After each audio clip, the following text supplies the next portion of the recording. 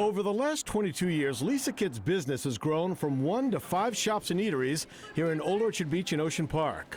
Over that same time, she's also seen a growth of the minimum wage here in Maine. When you see New Hampshire is still $7.25 and other places are that low, and we're now at, what's the new one, $14.15.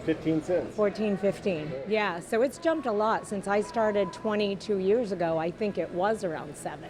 She provides first-time jobs to a number of young teens with no prior experience. She says paying them more means she also has to pay more to her older teens and college students. She believes Maine should have a training wage for young teens for at least the first 3 months, which she says would encourage more businesses to hire young teens. It impacts me because I hire a lot of 14 and 15-year-olds too, who come on without sometimes knowing how to use a knife or sweep. In Portland, the city's minimum wage is going up to $15 an hour from a 2020 city referendum vote.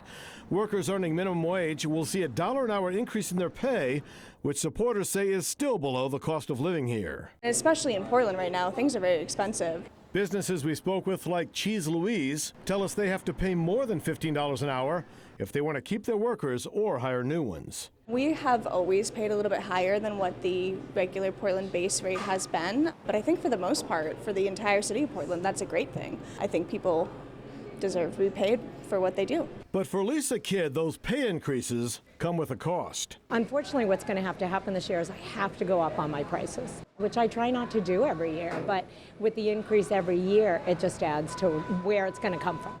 Under the 2020 referendum, Portland's minimum wage now stops at $15 an hour.